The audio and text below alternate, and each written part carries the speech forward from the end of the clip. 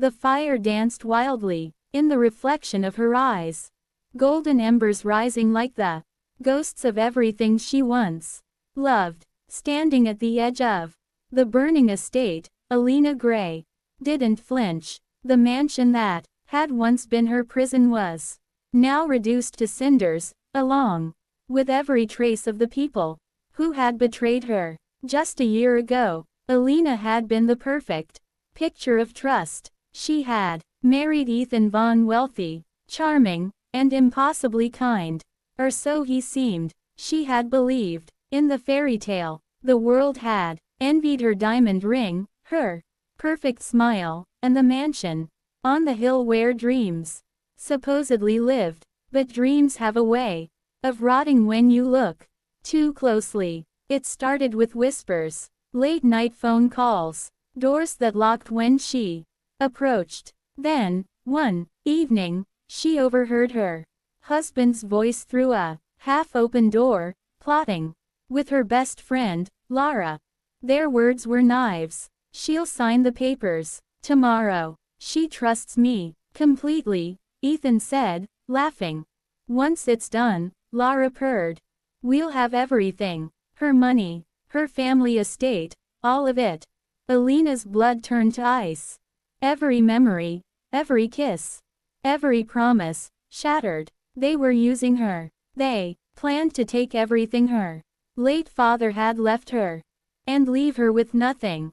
That night, she didn't cry. She planned. Revenge, she learned, was not rage. It was patience. It was art. For months, she played her part, the naive, loving wife, the unsuspecting friend. Behind her gentle smile, she wove a web. She began transferring small portions of Ethan's wealth into an account under a false name. She replaced his trusted lawyer with one she could manipulate. She even encouraged Lara to help with her husband's business, knowing every digital footprint would lead to her.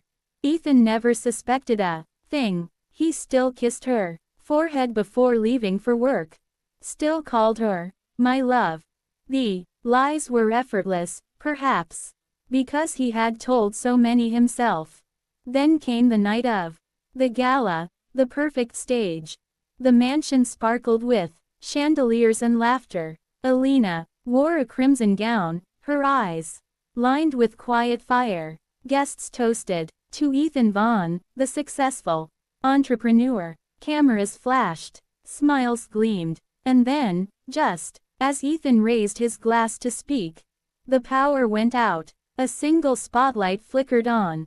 On the screen behind them appeared documents forged, contracts, secret transfers, messages between Ethan and Lara, every detail of their betrayal. The crowd gasped. Ethan froze. Lara turned pale, and Alina, in her scarlet dress, stepped forward with a calm smile. "To honesty," she said, lifting her glass. "May we all learn what it looks like." By morning, Ethan's company had collapsed. Lara had fled. Their reputations were ash. And Alina, she disappeared quietly, beautifully. Months later, Ethan found her. He was broke, desperate, and furious. "You ruined me," he hissed, cornering her at a remote cabin she had bought under her new name. Alina looked at him with something that might have once been love. "No," she said, softly. "You ruined yourself. I just turned on the light." He lunged toward her, but she was ready. A single push, a slip on the wet floor, and Ethan tumbled backward, hitting his head on the fireplace. The fire caught quickly. For a moment, she stood frozen, watching the flames crawl up the wood, licking the curtains, reaching for him. Then, she turned away. This time, she didn't stop the fire. Now, standing before the smoldering ruins, Alina whispered to the night, "It's over." But deep inside, a voice echoed, "Is it?" Because the thing about revenge is that it never ends cleanly. It stains the soul, clings to the heart, whispers in the silence.